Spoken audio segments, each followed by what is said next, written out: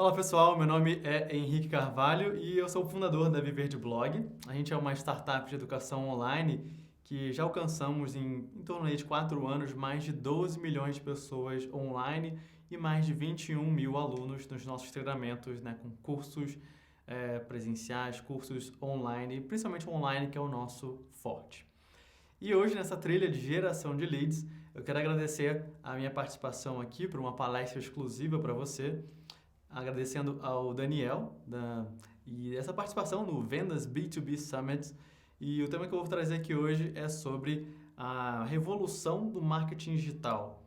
Como que o marketing de conteúdo, uma estratégia usada desde século XIX, ainda hoje é extremamente eficaz. Na verdade, principalmente hoje, é extremamente essencial para diversos negócios se manterem de forma sustentável na internet, conseguirem atrair, relacionar e vender para mais clientes. Vamos lá então. Todo grande projeto começa com uma grande missão. E a nossa missão aqui na Viver de Blog é despertar o potencial máximo em cada pessoa para que ela possa compartilhar com o mundo a sua habilidade única por meio do marketing de conteúdo que realmente encanta. Porém, hoje em dia, muita coisa no marketing está errada. E existem 3 desafios hoje da atualidade que tem 3 Cs. O primeiro é confusão, o segundo é comoditização e o terceiro é a consciência do consumidor. Número 1, confusão. Existem hoje mensagens que não são claras, que são complexas, que são chatas, então por isso confusão. A evidência é a verdade. O ruído é o que nos distrai da verdade. Nate Silver. Número 2, comoditização. Hoje em dia se torna mais fácil, você copiar algo e colar algo em outro lugar. Então as coisas se tornaram mais commodities. É mais fácil você entender um modelo e replicar ele. Então poucas coisas hoje não são commodities, não são replicáveis. Cultura, por exemplo, de uma empresa é algo único, é algo especial que compõe aquela empresa. E número 3, consciência do consumidor. Hoje os clientes estão cada vez mais aptos a fazer pesquisas, a descobrir de fato a integridade de cada empresa e estão tomando decisões mais conscientes por conta disso. Às vezes decisões que estão relacionadas a um melhor meio ambiente para o futuro. E isso acaba impactando também, claro, na mensagem de marketing. E por isso, nós temos hoje alguns desafios no marketing atual. Desafio número 1, pessoas odeiam anúncios. Odeiam anúncios. E existe um sistema, um serviço chamado AdBlock, que mais de 600 milhões de usuários já usam esse sistema. Ele bloqueia anúncios na internet, tanto no desktop quanto no mobile. Tá aí o crescimento, principalmente esse gráfico aí em vermelho dos usuários em mobile. Aqui também a adoção, mais de 50 milhões de usuários ativos hoje usando o AdBlock em desktop. E segundo esse estudo feito pela Pagefair, eles perceberam que 30% do pessoal que usava AdBlock, um serviço para bloquear anúncios na internet, 30% relacionado à segurança. E logo atrás, bem pertinho ali, 29% estava incomodado com a interrupção desses anúncios, principalmente aqueles anúncios que aparecem no formato de pop-up. Além disso, para piorar a situação de quem quer fazer um marketing hoje em dia, existe um sistema chamado Do Not Call, o registro Do Not Call, em que você pode registrar o seu número nele e você não recebe, na teoria, mensagens de telemarketing, ligações que vão te vender algo. Você pode filtrar, digamos, as ligações que você recebe.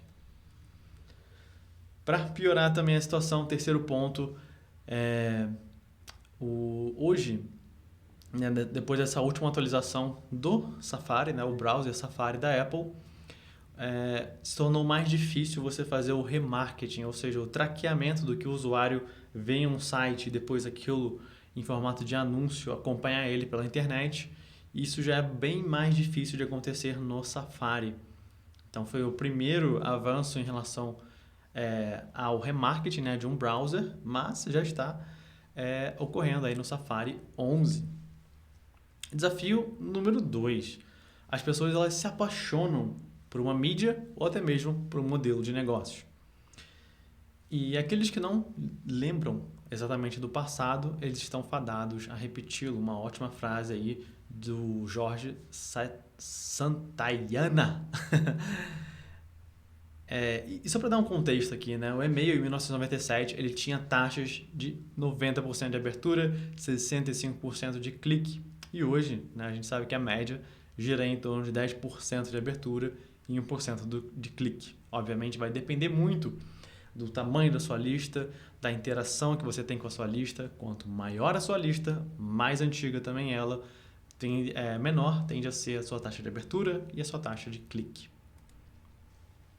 Google AdWords, né, 2006 e hoje, algumas palavras como seguro custavam 10 centavos e hoje em dia custam, isso em dólar, tá? São cents, $54 por cada clique nesse tipo de palavra, né? Seguro, insurance em inglês. E quem pegou nessa época de ouro do Google AdWords sabe muito bem como era fácil ganhar dinheiro naquela época e hoje em dia isso já não é mais fácil como era antigamente. Você colocava 10 mil e vinha 20 mil de retorno. Então, um ROI escalável, fácil de se replicar. Mesma coisa também para banners. Né? Em 2007, taxa de CTR, né? O clique em banners costumava ser em torno de 11%. Hoje em dia é menos de 0,1%. Então, é uma queda aí de 100 vezes, né? O valor de clique. Facebook Ads, 2012. Eu fazia anúncios em que o custo por clique, né, a pessoa clicar ali no meu anúncio, ele era abaixo de 1 centavo. Era 0,0087. Então era menor que 1 centavo, era meio bizarro isso. E hoje em dia o meu custo por clique médio ele fica em 50, 30 centavos, né? Então já não é mais tão fácil como era antigamente. Cada vez mais gente usando, mais empresas, né, de alto volume usando Facebook Ads, mais difícil se torna ter retorno com essa ferramenta. Snapchat, 2016, início ali, janeiro de 2016, eu tinha um alcance de 2.000 visualizações no meu Snapchat. Hoje em dia, se eu faço um Snapchat, 200, 300 pessoas olham, né? E aí o Gary tem uma ótima frase para ilustrar isso. A maneira mais rápida de você falhar dos negócios é você se tornar apaixonado pela maneira que você ganhou dinheiro nele. Então, não dá, principalmente nesse ramo, né, de internet, de marketing digital, as coisas mudam rapidamente. Então, você precisa se adaptar. A adaptação é a palavra-chave do jogo. E para fechar aqui os desafios, desafio número 3, o próprio mercado. Ele está cada vez mais acelerado, só que agora é diferente. Tá? Isso não é um clichê falar que, nossa, as mudanças estão cada vez mais rápidas. De fato, elas estão. E por que agora é diferente? E para isso a gente precisa entender a diferença entre mudança, inovação e disrupção. Mudança é quando você sai de uma opção e vai para outra. Então você pode escolher entre uma e outra. Inovação é quando surge uma nova opção e ela é muito melhor em um aspecto. E a disrupção é quando ela torna todas as opções restantes irrelevantes, como o Uber em relação aos táxis. Disrupção significa que vai acabar, tá? As outras escolhas, mas elas se tornam mais irrelevantes, elas se tornam mais commodities, né, em geral. E o mercado de educação online, ele tem um valor estimado de mercado em torno de 165 bilhões de dólares, sendo que 40 bilhões desse mercado eles estão ligados a do it yourself, né, faça você mesmo. Ele é muito poderoso, esse mercado de educação online tem crescido absurdamente. E a pergunta que eu te faço aqui agora curso do Whindersson, né? Mais de 20 milhões de pessoas seguem ele no YouTube, né? Acompanham o canal dele. E como isso se compara a um curso hoje de faculdade, por exemplo, de comunicação, ou um curso que vai ensinar a pessoa a se comunicar melhor através das mídias atuais, isso dentro de uma faculdade. Provavelmente essa faculdade demoraria 10 anos para fazer o mesmo faturamento que o Whindersson faz em 7 dias. Porque ele tem essa exposição, tem essa mídia a favor dele, o que uma faculdade hoje em dia, com custos fixos, né, infraestrutura, pagamento de professores, uma série de custos envolvidos, não conseguiria facilmente ter. E aí, para falar também de mercado de educação online, a gente precisa falar de mobile. Mobile, a gente sabe que hoje a gente tem mais celulares do que pessoas. Mais celulares do que pessoas. E cada pessoa, em média, acessa o celular mais de 110 vezes durante o dia. É um número absurdo se a gente for pensar nesse número mesmo, né? 110 vezes durante o dia, sendo que até à noite, a cada 6 segundos, essa pessoa acessa o celular.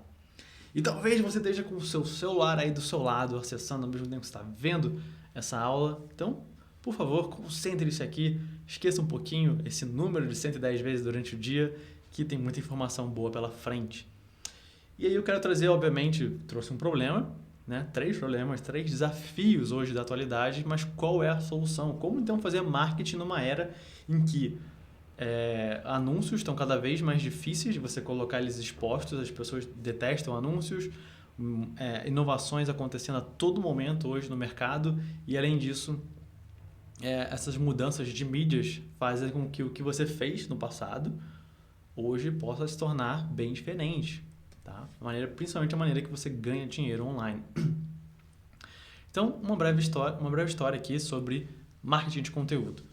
Essa revista, The Furrow, né, antes de 1900, ela já existia e já era conhecido como um dos primórdios aí do marketing de conteúdo. Ou seja, você ensinar para futuramente vender, o modelo de atrair pessoas, né? A revista era uma atração de pessoas, você se relacionava com elas através da leitura, dos conteúdos ali publicados, informativos que ensinavam e depois a venda, né? A venda de tratores, a venda para o pessoal que precisava desse tipo de informação agrícola nos Estados Unidos.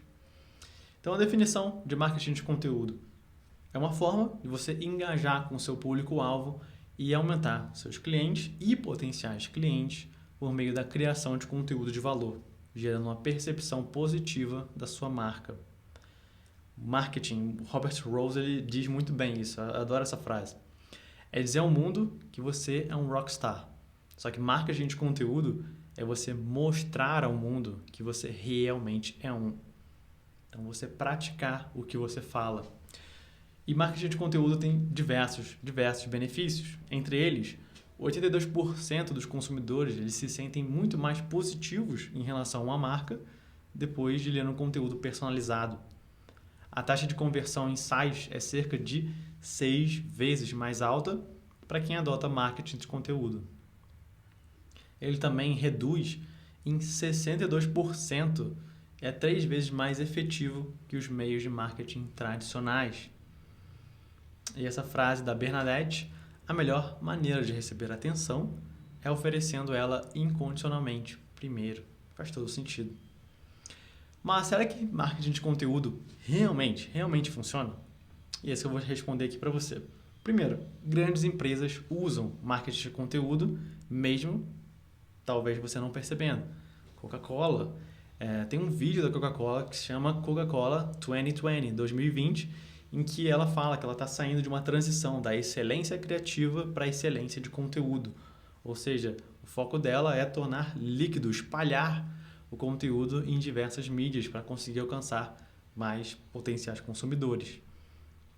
Red Bull, ela começou vendendo latinhas de energético e hoje é uma baita empresa de mídia, produzindo conteúdo que são revendidos em canais de TV como Off, principalmente canais que mostram o lado mais do esporte, da aventura. Então, hoje ela é muito mais uma empresa de mídia do que somente uma empresa que vende latinhas de energético. E o próprio Lego, né? O Lego tem parques, revistas, aplicativos, tudo isso é marketing de conteúdo. O site da Lego também. Não necessariamente você precisa sempre explicar algo, mas conteúdo ele pode ser criativo, entretenimento, a pessoa entender melhor sobre a sua marca e aí, entendendo melhor, se relacionando, ela está mais propensa a consumir o que a sua marca oferece. Empresas nacionais aqui no Brasil, né, também usam resultados digitais, rock contents e, claro, A gente da VDB, Viver de Blog, a gente também usa marketing de conteúdo, sendo que a gente conseguiu atingir, nesses 4 anos aí da Viver de Blog, 12 milhões de visitas, mais de 300 mil pessoas cadastradas na nossa lista de e-mail, mais de 500 mil seguidores nas redes sociais e mais de 5 mil clientes que podem pagar de 497 até 35 mil por um produto ou serviço que a gente oferece. E por conta disso tudo, o marketing de conteúdo ele funciona e ele resolve, digamos, os 3 Cs, né, de desafios e traz 3 novos Cs do marketing atual, que é, número 1, conteúdo, você saber criar bons conteúdos para a sua audiência, conhecer você, se relacionar com você. Número 2, comunicação, a forma com que você se comunica através desses conteúdos. Comunicação pode ser textual, pode ser visual, pode ser em vídeo também. E número 3, competência. Você precisa mostrar que você realmente é muito bom. Então, se você não tiver essa união de uma boa comunicação, de bons conteúdos, que está relacionado à competência do que você está ensinando, fica mais difícil você ter sucesso hoje nesse modelo de marketing atual. Eu diria que existem 3 grupos hoje no marketing de conteúdo. O primeiro grupo é aquele que simplesmente não pratica. Não pratica, eles podem não conhecer o que é marketing de conteúdo, ou então eles simplesmente conhecem, já ouviram falar, ou então por oferecerem descontos a todo momento, por interromperem o usuário para vender através de telemarketing, ou um pop-up agressivo, anúncios que interrompam a usabilidade ali do usuário, e alguns que ainda acreditam em panfletagem. E quando eu falo panfletagem, não precisa ser a pessoa distribuindo panfletos na rua. Se você, por acaso, entra num grupo de Facebook e sai distribuindo ali a sua mensagem, chamando pessoas para comprar o seu produto ou serviço, ou se você manda uma mensagem para alguém no WhatsApp ou no Telegram, vendendo o seu serviço de cara sem a pessoa mal conhecer você, isso é uma forma de panfletagem. E a gente sabe que não é agradável, não dá certo, tá? Não dá certo. A gente não está em 1990 que isso funcionava. A gente está em 2017. O marketing é outro. E aí a gente vai para o segundo grupo. O grupo que até pratica marketing de conteúdo, mas eles praticam muito mais em um único canal de mídia. Ou seja, eles não abordam todo o poder do marketing de conteúdo nas diversas mídias que hoje existem. E geralmente essa mídia é um blog, é um site. Tá? Porque antigamente isso era o santo graal das mídias de comunicação. Ter um blog, ter um site, isso era, tudo que a pessoa precisava para dar certo. Hoje em dia é bem mais diversificado. O que leva a gente ao terceiro grupo, que eu chamo de Omnichannel, que é você estar presente em diversos canais. É a multitela, é um multimídia, você está presente com o seu blog, com o seu site, Facebook, WhatsApp, e-mail, Instagram, Snapchat, LinkedIn, Web Notification, Podcast, Twitter, YouTube, ManyChat, o chatbot e também Pinterest. Você precisa estar em todas? Não necessariamente, mas se você quer jogar nesse nível de Omnichannel, é interessante você conhecer esses canais. Eu diria que existe ainda um quarto grupo. A gente se coloca no terceiro grupo por estar presente em todos eles, né, aqui na Viver de Blog. Porém, o quarto grupo seria World Class, seria tipo o Messi hoje em dia. Na minha visão, tá o melhor jogador atual, né, da atualidade, assim como também, na minha opinião, o melhor jogador de todos os tempos. E por acompanhar todos os jogos dele, né, do Messi no Barcelona e na seleção argentina, inclusive salvou a seleção argentina aí de quase não participar de uma Copa do Mundo, ele joga num nível que é muito mais acima, muito, muito maior do que os seus competidores, seus concorrentes. Ele está no nível de classe mundial. Então seria o quarto nível aí, que é executar com maestria todas essas mídias de comunicação, tanto online como offline. E aí, como eu falei, alguns canais de mídias, né, a gente viu aqui diversas redes sociais que antes não tinham tanta força, mas hoje têm muita força. Eu quero dar uma pincelada sobre elas. E para isso, eu preciso falar sobre os 3 tipos de terrenos hoje em dia. Quando a gente pensa em canais de mídia na internet, existe o terreno próprio, que é o número 1, em que você tem um blog, né? São canais onde você dita a regra do que vai acontecer ali naquele canal. Então, no blog você escolhe o design, você escolhe a tipografia, você escolhe o que vai ser publicado, quando vai ser publicado, qual a maneira que seus usuários vão receber esse tipo de conteúdo. O e-mail também, hoje ele é livre. Você não tem, digamos, regras específicas de uma rede social que pode mudar o formato de e-mail. Você escolhe o seu design, também escolhe quando você envia, frequência, tudo mais. Podcast, ainda hoje, é uma mídia também livre, em que você dita lá suas próprias regras. Existe hoje também o terreno alugado, que tem crescido cada vez mais, que é o advento, né, e a ascensão das redes sociais, como o Facebook, como o Instagram, YouTube, LinkedIn, Twitter e Pinterest. Citei algumas aqui, tá? Não citei todas, mas essas são as 6 principais. E aí, para dar essa visão ainda mais ampla, eu vou falar sobre cada uma delas, tá? Aqui, e quantos usuários e o perfil dos usuários que ela tem. Então, o Facebook hoje, com mais de 2 bilhões de usuários, é a maior rede social. E nesse gráfico eu vou passar em todas as redes sociais por ele e que mostra a participação de jovens, né, millennials hoje de 16 a 24 anos que usam essa ferramenta. YouTube, 1,5 bilhão, 31% aí de usuários, digamos, vou chamar aqui de jovens, tá? O adolescente. O Messenger do próprio Facebook, 1,3 bilhão, 33% dos usuários. O WhatsApp também do Facebook, 1,3 bilhão, 31% da galera mais jovem. O Instagram chegou recentemente a 800 milhões de usuários.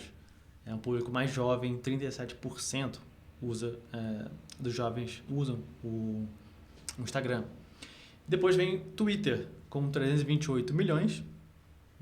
Já é um público que não é tão mais jovem assim quanto as outras.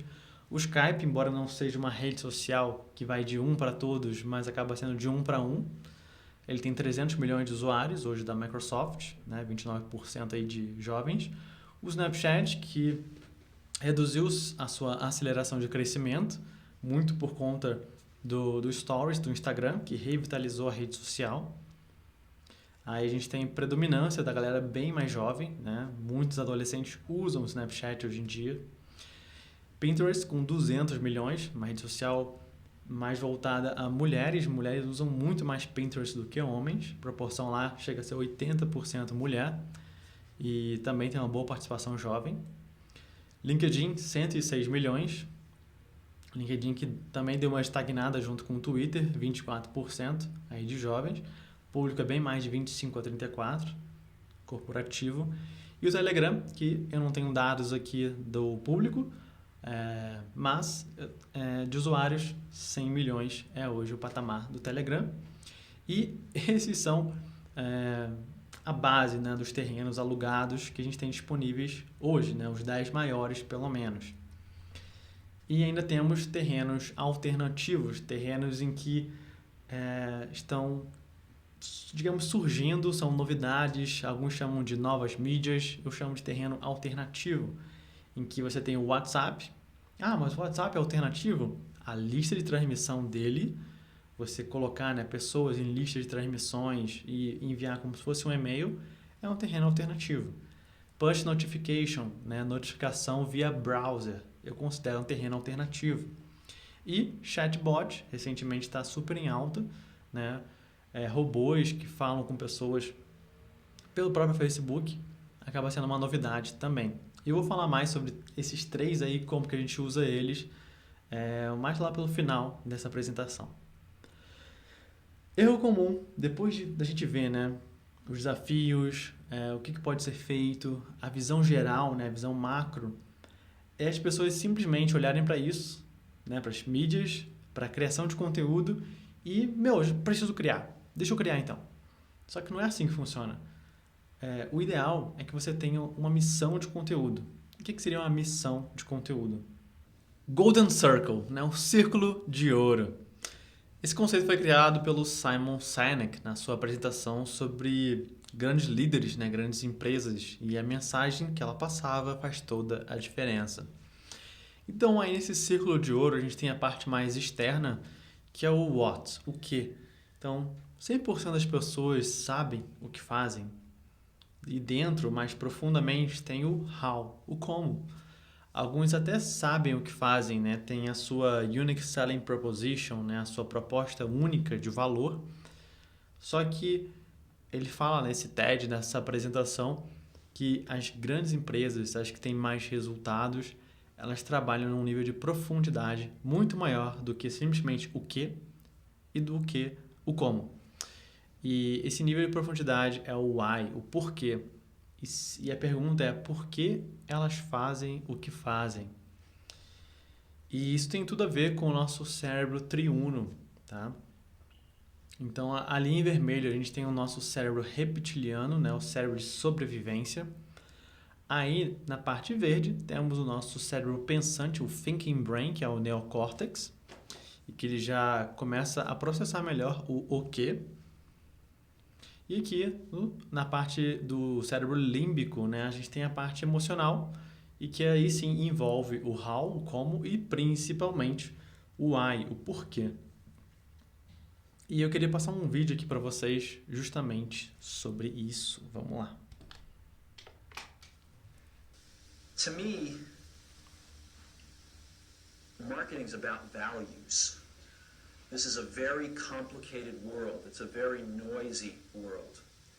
And we're not going to get a chance to get people to remember much about us. No company is. And so we have to be really clear on what we want them to know about us. Now, Apple, fortunately, is one of the half a dozen best brands in the whole world. Right up there with Nike, Disney, Coke, Sony.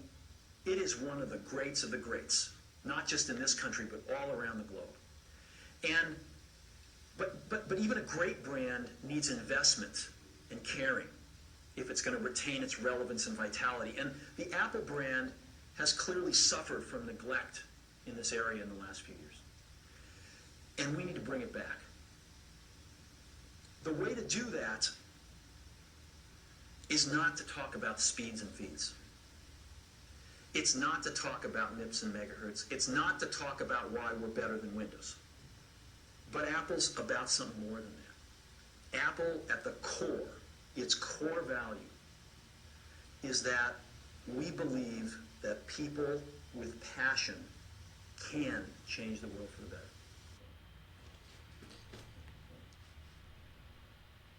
E foi a partir dessa apresentação, né, da Apple, aí do Steve Jobs, que para os funcionários da Apple, que eles criaram o anúncio Think Different, né, pense diferente.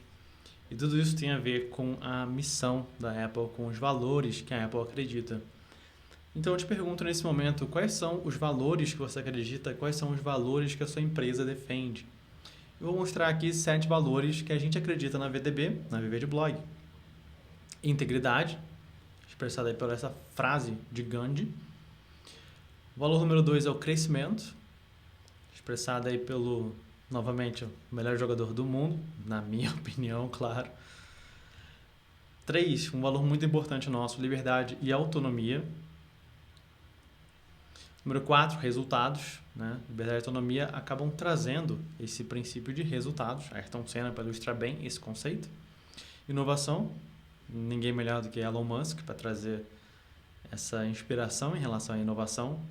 Simplicidade, né? E excelência, que aí é a frase do Steve Jobs em que ele falava com o pai dele.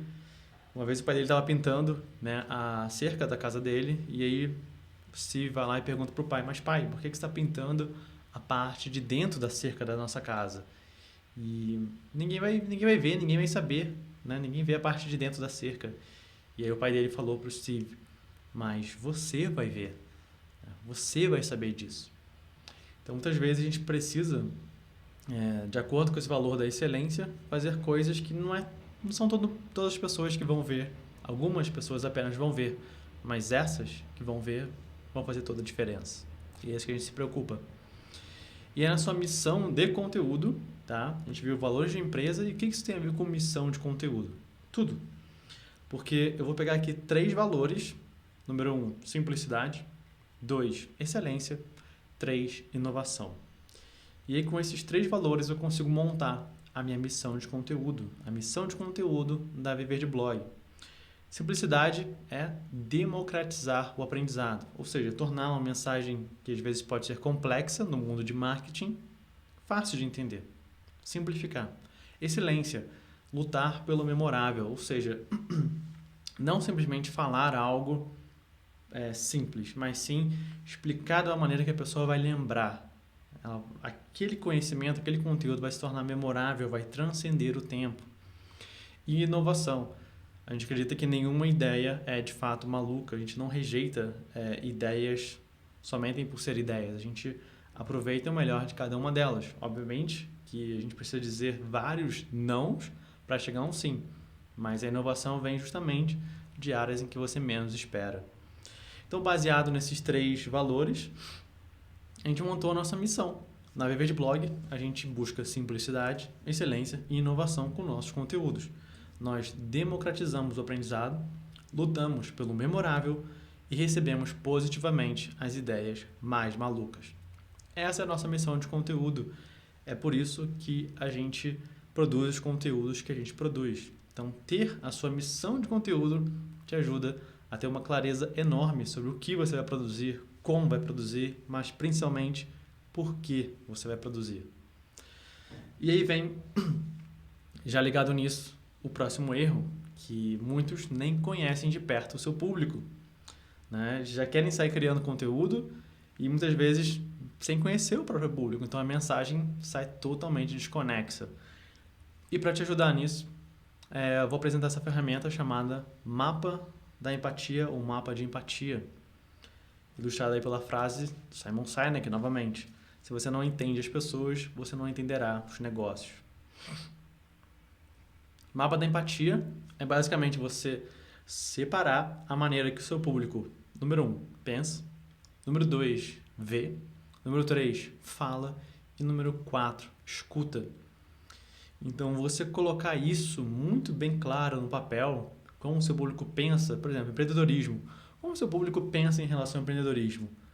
97% das empresas quebram. É muito difícil empreender no Brasil. O que o seu público vê sobre empreendedorismo? Nossa, eu vejo vários amigos meus quebrando, eu vejo vários amigos meus não dando certo no mercado.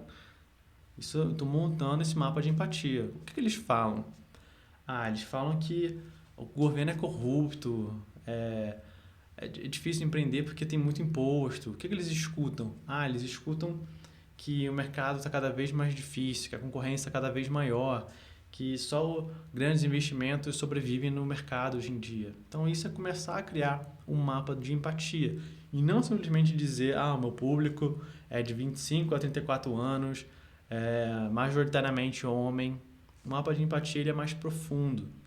E, o mais importante, o número 5, o que o seu público sente sobre esse assunto? O que de fato faz eles sonharem e o que de fato faz eles não conseguirem dormir, terem pesadelos por conta de algum problema recente. E aí, passando o mapa de empatia, a gente tem o próximo problema, que é uma comunicação extremamente chata ou complicada demais, que faz as pessoas dormirem.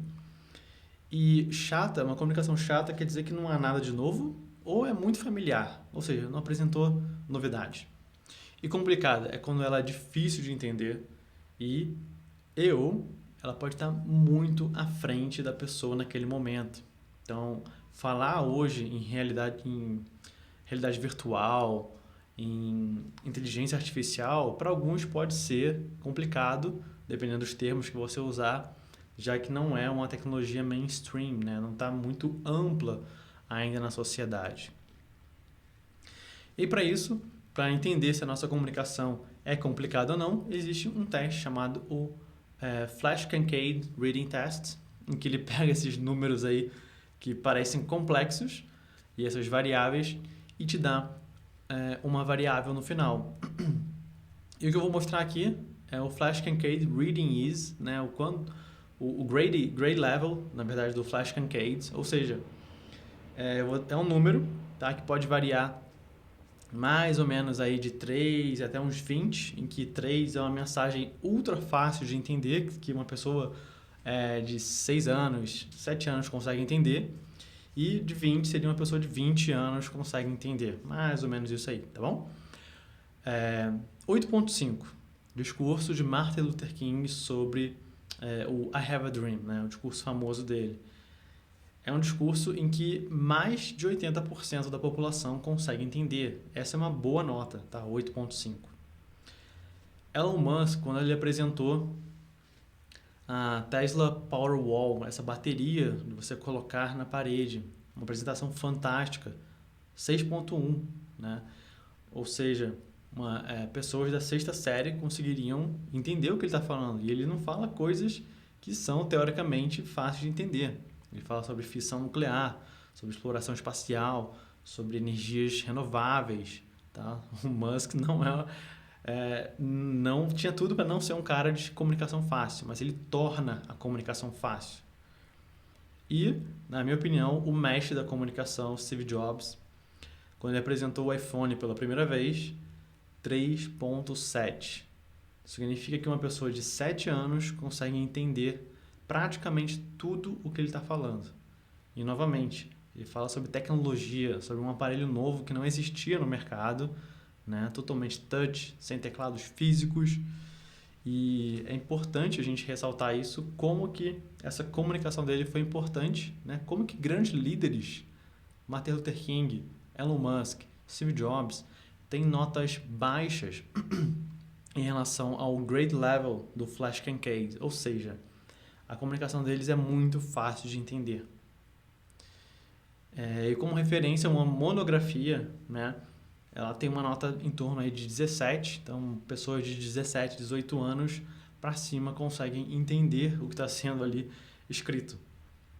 E apenas para comparação aqui, tá, sem nenhum julgamento político, discurso de impeachment da Dilma, logo após o impeachment dela, a nota foi de 16.4, ou seja, extremamente difícil de entender. E eu não sei se é porque a linguagem é muito chata ou se é complicada, mas fato é que não é fácil de entender. Inclusive dá para ver nas imagens duas pessoas dormindo, né, de olho fechado, uma pessoa com a mão no ombro da outra ali, tipo, meu Deus, o que ela está falando? Difícil de entender. E para isso, como que a gente pode mudar esse cenário, né, de confusão, de uma comunicação muito falha, sendo arquitetos de surpresas familiares? Eu vou explicar melhor o que é isso. Só que antes, por que eu preciso falar de Tony Robbins aqui nesse momento? Talvez você conheça, né, o documentário da Netflix que ficou famoso do Tony Robbins, que é Eu Não Sou o Seu Guru, I'm Not Your Guru. E eu tive lá, né, nesse evento que se chama DWD, Date with Destiny, em 2016, com a Isis. Vocês podem ver algumas fotos do meu próprio celular que estão aí. E ele fala sobre as 6 necessidades do ser humano, que tem a ver lá com a surpresa familiar. Elas são certeza, variedade, significância, conexão e amor, crescimento e contribuição. E eu vou focar nessas duas que estão em negrito, certeza e variedade. E para isso eu te pergunto agora, o que você prefere? Ganhar 10 mil reais agora, 100% de chance de ganhar 10 mil reais agora. Ou 55% de chance de ganhar 20 mil e 45% de chance de não ganhar nada. Ou seja, é como se fosse uma moedinha viciada que 55% das vezes caísse 20 mil e 45% das vezes caísse nada. Qual que você prefere? Vou deixar você pensar um pouquinho aqui. Enquanto isso, vou colocar um outro vídeo para você. Brother, o que aconteceu? Eu tô tão furioso agora que eu não consigo falar com ela. Ip? Não vão acreditar. Eu descobri uma coisa nova. Nova? O novo é um problema sério. Peraí, espera. Ip, fique dentro do círculo de morte e família. Não era ruim. O novo é sempre ruim. Não, ele era legal. Quem disse? Como é que é? Ele? Eu pensei que fosse um javali, mas aí ele virou um garoto. Estranho. Geralmente ao contrário. Tá namorando javali, tá namorando javali. Ele era um garoto. Quer ver? Eu vou chamar ele agora.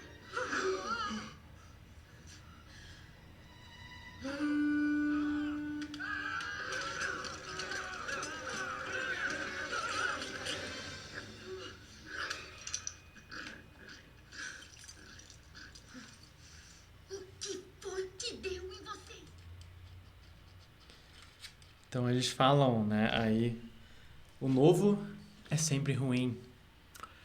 E por isso que existe essa diferença entre as pessoas que são neofóbicas e as pessoas que são neofílicas. O que isso significa? Pessoas neofóbicas são pessoas que buscam mais certeza, mais segurança. E o neofílico aí, ó, segurança, algo mais familiar, né? Tem medo justamente do novo. E as pessoas neofílicas são pessoas que buscam aventura, surpresa, variedade na vida. E não necessariamente você é um ou outro, mas você pode ter mais de um do que de outro. E com certeza você sabe em qual dos lados você tá. E não tem lado certo nem errado, tá bom? E é como se... Imagina a gente estar numa montanha-russa, só para explicar por que isso pode se juntar. Uma montanha-russa, ela tem esses dois lados muito bem claros.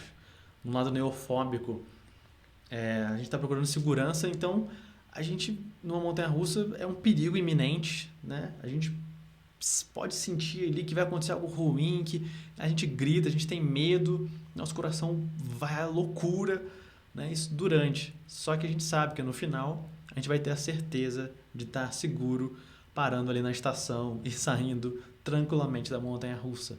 Então a montanha-russa, assim como as emoções na vida, ela é um altos e baixos, né, de emoções, assim como desse lado neofóbico e do lado neofílico. O que isso tem a ver com marketing? Eu já vou chegar lá.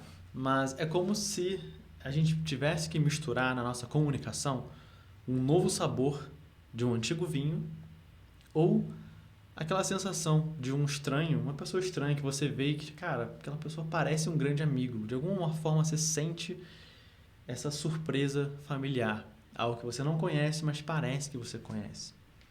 E para deixar isso mais claro, eu vou te fazer uma pergunta agora. A última música que você escutou, pensa na última música que você escutou. Era uma música nova ou é uma música que você já havia escutado antes? Fato é, 90% do tempo que as pessoas escutam músicas, elas escutam músicas que já conhecem, tá? É raro as pessoas escutarem uma música que é totalmente nova para elas. Inclusive, vou contar uma historinha aqui. Um bug que aconteceu no Spotify, tá? Eles têm essa novidade da semana, né, que é o Discover Weekly, em que toda semana eles colocam músicas novas para os usuários. Só que uma vez, durante uma atualização, né, dessas novidades da semana, deu um bug no software lá e acabou saindo essa atualização com músicas também repetidas, ou seja, uma variação entre músicas novas e repetidas. E o que aconteceu? Foi a melhor taxa de engajamento de todos os tempos. E era um bug que acabou dando certo, um bug que acabou virando uma feature, né? É justamente a surpresa familiar. As pessoas precisavam de uma certa música já conhecida para que também não fosse tudo 100% novo, mas tivesse uma mistura entre o novo e o familiar. E é isso que a gente tem que buscar na nossa comunicação de marketing.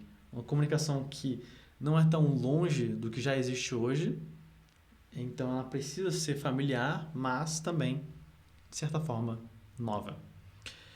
E com isso vem um novo erro, né, que as pessoas geralmente cometem, que é olhar o mercado, o que o mercado está fazendo, o que as pessoas estão fazendo, e fazerem justamente o igual. Não faz sentido, né? Isso acaba sendo mais um. Então elas erram na comunicação, né, de querer criar conteúdo simplesmente sem entender as grandes mídias hoje do mercado. Elas querem criar conteúdo sem entender o público delas e também querem criar conteúdo olhando o que o mercado está fazendo e duplicando isso. O resultado não é bom, não é legal.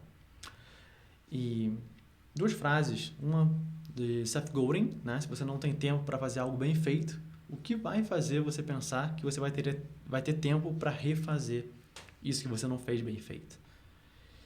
E a frase, né, no vídeo chamado Intention da Apple, que diz que se todo mundo está ocupado fazendo de tudo, como alguém pode perfeccionar, masterizar alguma coisa? E essa última frase, para ilustrar esse conceito, que quando uma audiência, principalmente a sua audiência, ela já conhece uma fórmula, já conhece ali uma metodologia, às vezes de persuasão, de vendas, um truque de mágica não é mais mágica, é apenas um truque. E para isso a gente precisa do apoio da diferenciação, da surpresa familiar. Então eu vou trabalhar nesse único fator agora, uma surpresa familiar com vários exemplos. O primeiro deles, Star Wars. A gente pensa como sendo um filme extremamente inovador, né, que não tinha nada parecido antigamente. Mas sim, tinha filmes parecidos e foram inspirados, né, para criar Star Wars. Então, basicamente, Star Wars é uma guerra no faroeste, né, que já existia, só que no espaço. Essa era a novidade. Um único fator familiar. Desculpa, um único fator que é a surpresa dentro de um ambiente já familiar. O filme Alien, né, é como se fosse Jaws, só que numa nave espacial. Speed, né, é como se fosse o filme Duro de Matar, só que passado num ônibus. O que o Casey faz? Qual é o único fator de diferenciação dele? Ele está no ramo, digamos, de vlogs diários, só que esse é um ramo que é costume ter amadores, né? De você pegar uma câmera e sair filmando. Só que ele faz uma edição extremamente profissional. E esse é o grande fator diferencial dele. Um mercado familiar, mas introduzindo uma grande surpresa. Produções hollywoodianas, muitas vezes para os vídeos que ele coloca no YouTube. Até mesmo a gente na Viver de Blog, né? Já existiam vários blogs que publicavam textos com o objetivo de ranquear melhor no Google, para trazer mais tráfego orgânico qualificado. Só que a maioria dos textos tinham 500 palavras, 400 palavras. E a gente foi para guias completos, de 4.000, 5.000 palavras. E esse foi o nosso único fator diferencial que fez toda a diferença. Antigamente, as grandes mídias, né, controlavam, digamos, o mercado. TV, telefone, jornal, livros. E hoje em dia, praticamente, o smartphone que a gente tem é o controle remoto das nossas vidas. Tudo praticamente está sintetizado nele. Antigamente, as pessoas tinham 15 minutos de fama quando apareciam numa grande mídia. Hoje em dia, você pode ser famoso para 15 pessoas. Você escolhe o seu nicho, você escolhe a sua comunicação, você escolhe a sua mídia e você consegue ser famoso para 15 pessoas. Antigamente, haviam poucos portões para se tomar conta. Hoje em dia, existem muitos portões, muitas mídias para os guardiões tomarem conta. Antes, centralização. Hoje, descentralização. E tudo isso que eu falei pode ser resumido em, número 1, você criar uma exposição maior no seu mercado. Número 2, usar a familiaridade, ou seja, usar algo que as pessoas já conhecem. Fluência, por usar algo que as pessoas já conhecem, mas com um único fator de diferenciação, você consegue que elas entendam um tópico que você precisa que elas entendem. E, número 4, elas vão curtir o que você está expondo. Então, você consegue ter a confiança delas e, com isso, gerar mais relacionamento e mais vendas para o seu público. E a gente chega aqui no erro número 5, o erro final, em que as pessoas simplesmente copiam e colam tudo que vem pela frente. E o resultado é óbvio que isso não dá certo, até pelo que a gente já viu atrás, né, das pessoas simplesmente fazerem o que todo mundo está fazendo. Então, copiar e colar. E para isso, eu quero apresentar para você o marketing de conteúdo na prática. Como que a gente realmente faz na Viver de Blog? Tudo começa nessa frase. O conteúdo, ele não é o rei. Ele é o reino. Terreno próprio, então, número 1. Vamos começar pelo blog da Viver de Blog. Nossa linha editorial, ela consiste, em 3 etapas. A gente pode pensar como se fosse um calendário semanal em que a gente publica 3 vezes por semana. Terça-feira, sendo um artigo. Quinta-feira, sendo um material educativo, podendo ser um e-book ou um infográfico. E no domingo, sendo um quiz. Todos eles às 6 da manhã. E como exemplo, a gente teve alguns artigos, que tiveram mais de 200.000 visualizações. E se a gente somar somente esses 3 artigos sobre gatilhos mentais, exemplos de introdução, como ganhar seguidores no Instagram, a gente consegue mais de 600 mil visualizações para esses artigos. Materiais educativos também conseguem números semelhantes, mas dessa vez não visualizações, mas sim quantidade de pessoas que se cadastraram na sua lista de e-mail. Foram mais de 130 mil somente com esses 3 infográficos sobre erros gramaticais, psicologia das cores e melhores horários para postar nas redes sociais. Quiz. Teve um quiz que a gente publicou sobre erros gramaticais que ele simplesmente também viralizou, alcançando quase 50 mil pessoas que se cadastraram, tá, na nossa lista de e-mail. Então as pessoas respondiam o quiz e no final a gente pedia nome e e-mail. A gente teve mais de 49 mil respostas, assim como também no quiz sobre os 7 níveis do marketing de conteúdo, a gente teve mais de 35 mil respostas. Juntando esses 3 quizzes, a gente tem 88 mil pessoas que se cadastraram para a nossa lista de e-mail. E essa é a parte de blog. Agora vamos entrar na parte de e-mail. O e-mail eu visualizo ele de 2 formas. A primeira, você divulgar um conteúdo. E a segunda, o encantamento, ou seja, você produzir algo exclusivo para aquela linha editorial específica do e-mail. E em divulgar, eu posso divulgar um artigo, um vídeo, um infográfico, um podcast, o resumo semanal, né, de conteúdos. E na parte de encantar, eu tenho a Sexta Casual, que é um e-mail que a gente envia toda sexta-feira com recomendações pessoais de livros, audiobooks, vídeos, aplicativos e softwares. Então é um e-mail que somente as pessoas com 3, 4 ou 5 estrelas, que é a classificação que o MailChimp dá, recebem esse tipo de e-mail. Então existe um processo de gamification em que somente essa galera recebe. E para eles receberem, eles precisam abrir e clicar mais nos e-mails que eu envio. E se eles receberem e por acaso pararem de clicar e de abrir, eles também param de receber essa linha editorial específica da Sexta Casual. Além disso, conteúdo exclusivo. Eu vou falar já sobre ele. E uma pergunta que sempre fazem pra gente, né? Eu tô falando aqui de linha editorial de e-mail e tantos artigos e vídeos para divulgar, tantos conteúdos. Quantos e-mails a gente envia? A gente envia e-mail praticamente todos os dias. Tá? São raros os momentos que a gente não está enviando e-mail. Só que eles são extremamente segmentados por conteúdo de interesse, se o onboarding, se a pessoa está num autoresponder ou não. De acordo com o gênero da pessoa, a gente faz esse tipo de segmentação de vez em quando.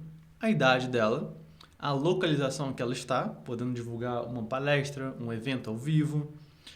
De acordo com o lead scoring, que no MailChimp são as estrelas, de 1 a 5.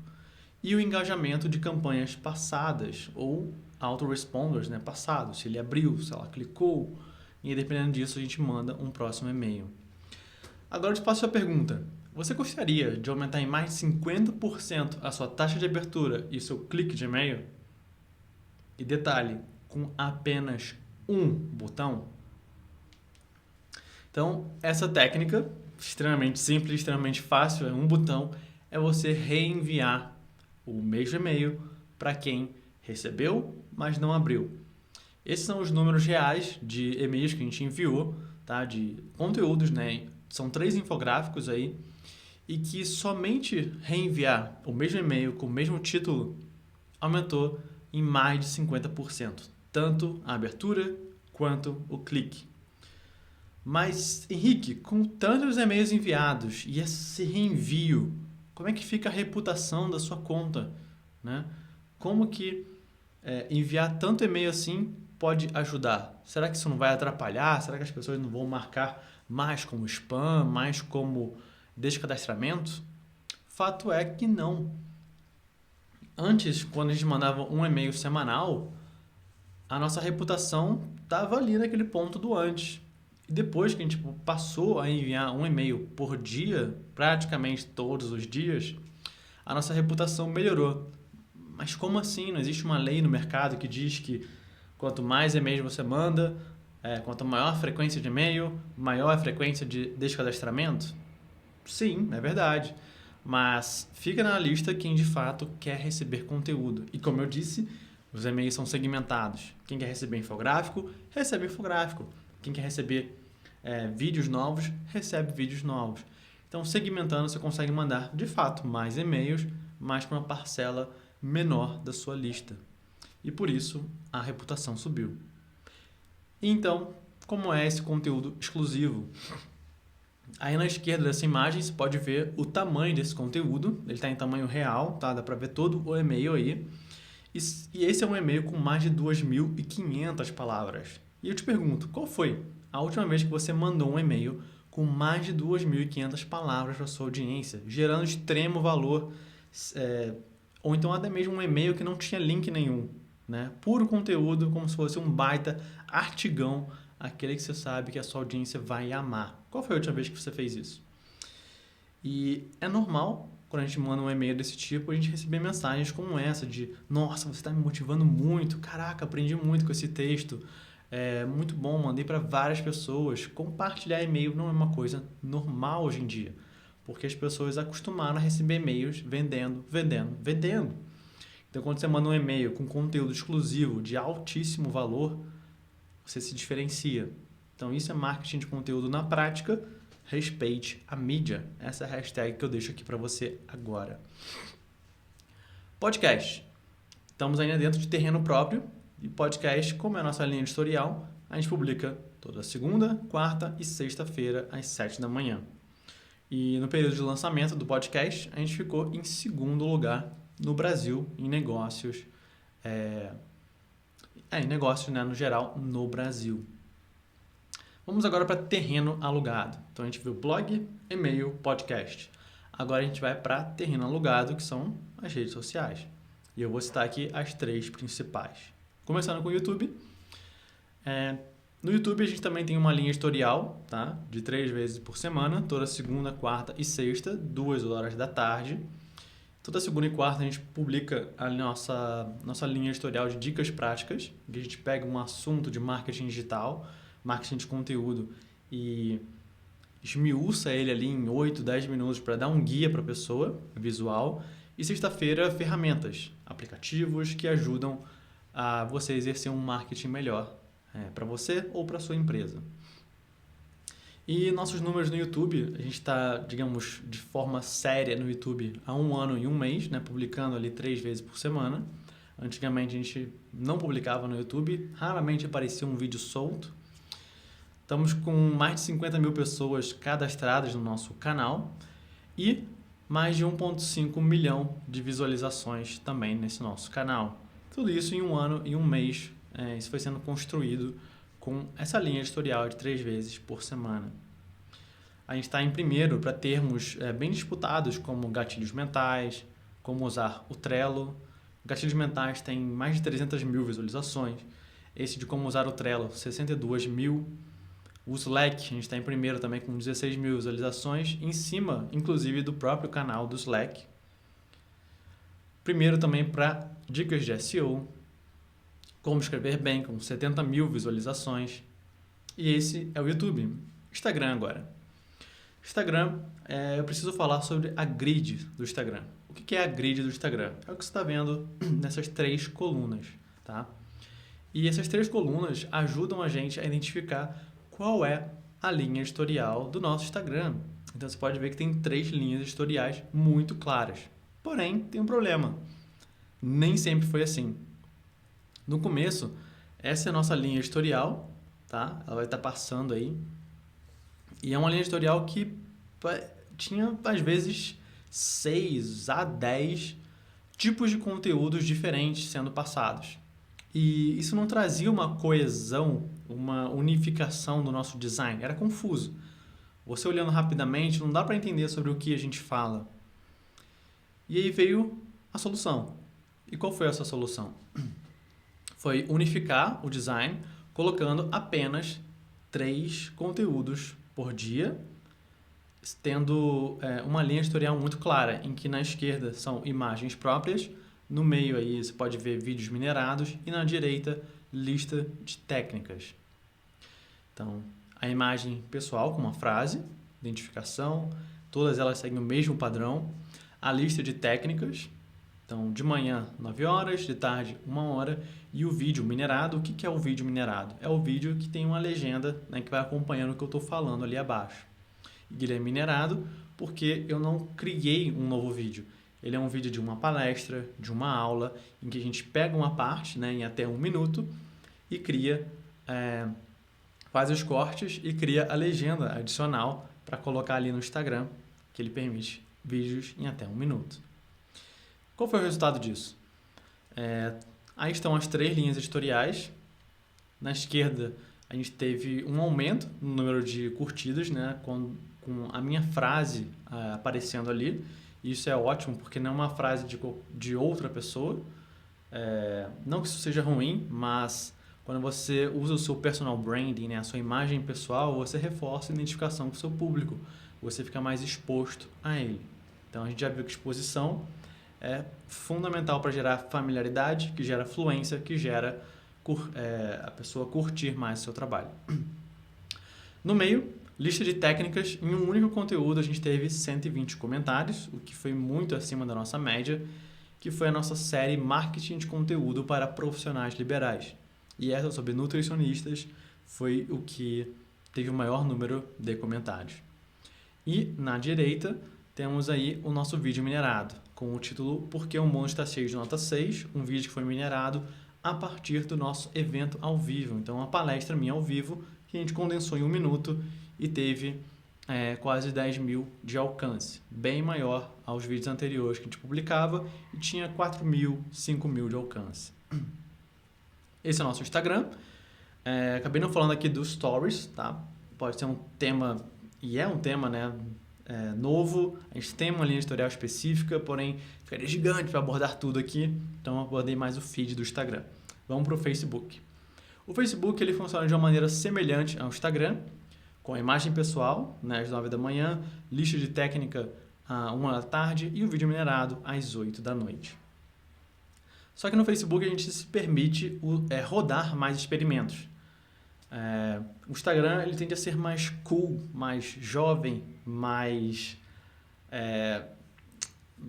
ter uma qualidade melhor ali nos comentários. O Facebook é mais amplo, né? Tem muito mais pessoas, né? Tem 2 bilhões ali de pessoas no Facebook, então a gente roda mais experimentos por lá. E um deles foi uma linha editorial que a gente chama de storytelling pessoal, em que eu busco algo que aconteceu na minha vida e uso essa história como uma moral da história para o pessoal aprender algo através dessa minha história pessoal. E começou com essa, em que a gente teve 5.700 de alcance.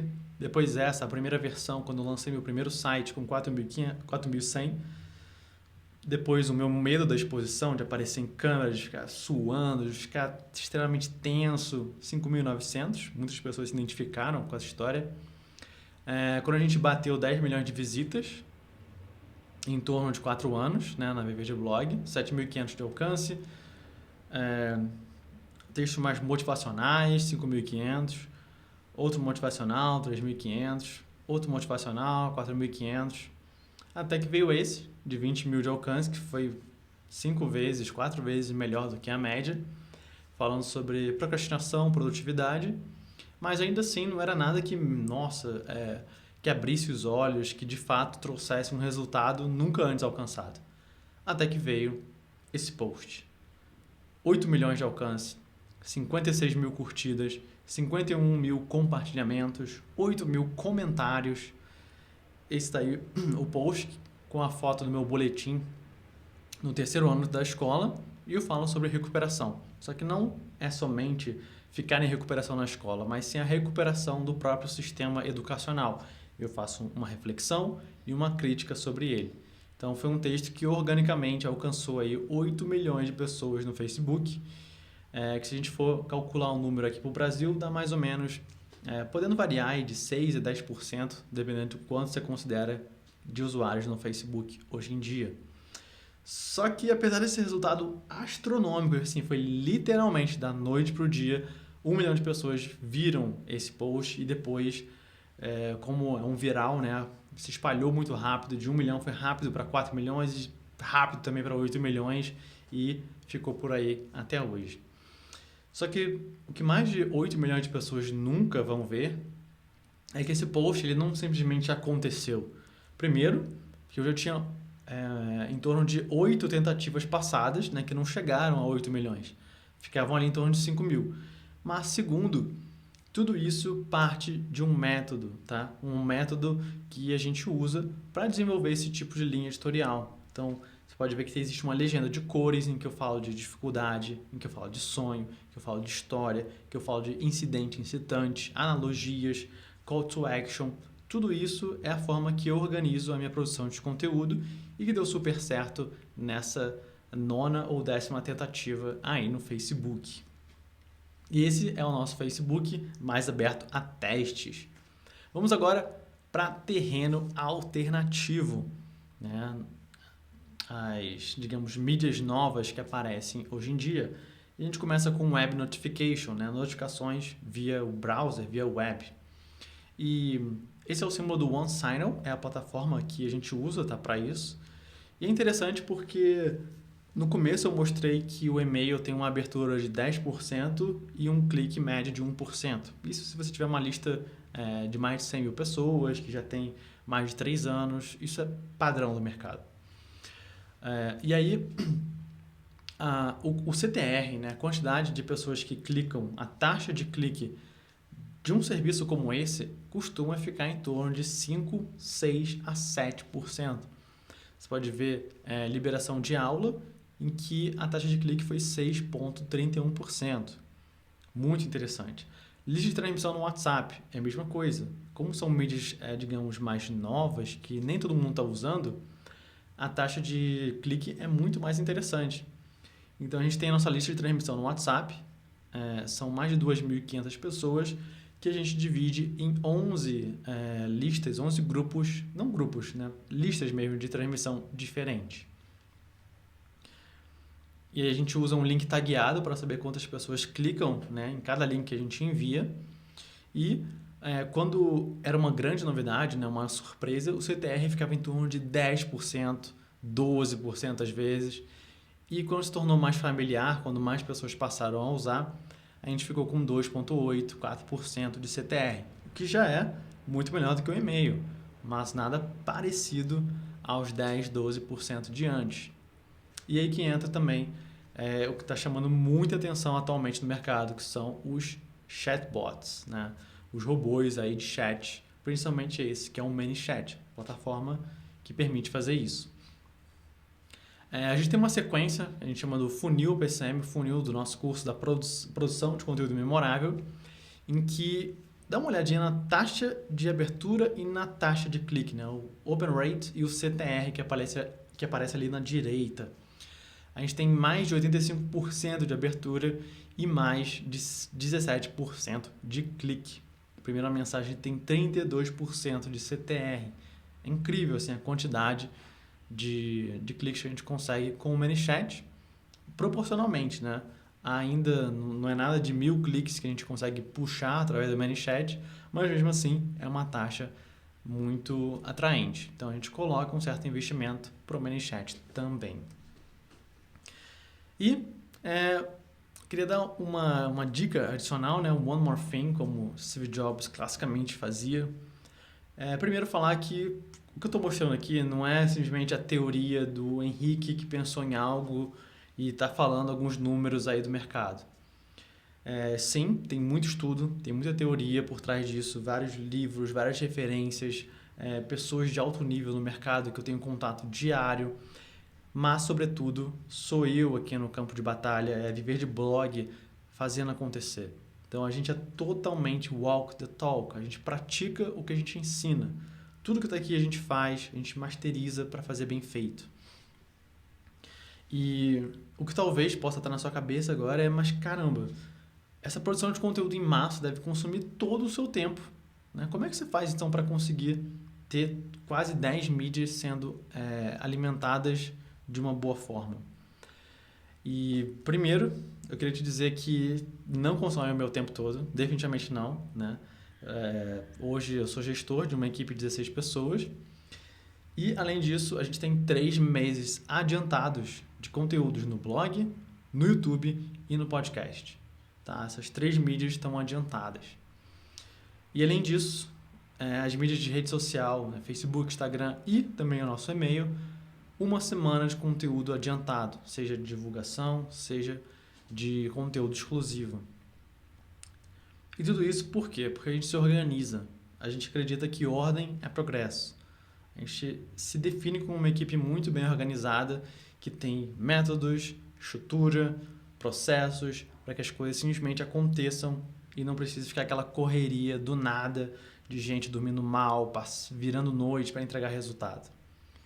Além de ordem e progresso, disciplina é liberdade. Então essa disciplina de estar sempre produzindo, de ter ali a nossa linha editorial certinha e nos guiar por ela e executar ela como a gente planejou, é o que leva a gente a atingir esse tipo de resultado. E eu sinceramente acredito que o conteúdo, o marketing de conteúdo, ele é como se fosse uma ponte que vai unir a sua audiência ao que você está querendo vender, um produto seu, um serviço seu. E além disso, numa outra analogia, quanto mais depósitos, né, quanto mais conteúdos de valor você gera, mais saldo você vai ter com a sua audiência. É como se você estivesse toda hora indo lá no banco, e o banco sendo a sua audiência, e depositando valor, depositando dinheiro. Então o seu saldo está sempre positivo. E aí quando você vai fazer um saque, quando você vai fazer uma retirada, uma oferta, você está com um saldo positivo. Então você consegue fazer esse saque. O que a maioria das pessoas fazem? Elas querem fazer um saque sem ter saldo. Não faz sentido, porque ela sempre vai ficar no negativo. Ela não gerou valor suficiente para fazer um saque, para fazer uma oferta. Então, quando você não produz conteúdo e simplesmente quer vender algo, tudo se torna mais difícil. Custos sobem, talvez você nem consiga vender, você perde tempo, perde dinheiro. Então, quando você executa muito bem o marketing de conteúdo, com um bom calendário editorial, com uma boa organização para publicar conteúdo, com storytelling dentro dos conteúdos para engajar e reter essa audiência, você está sempre gerando valor, sempre tendo um saldo positivo e sempre conseguindo fazer os saques que você precisa. Então, eu realmente acredito que a gente está vivendo uma verdadeira revolução do conteúdo.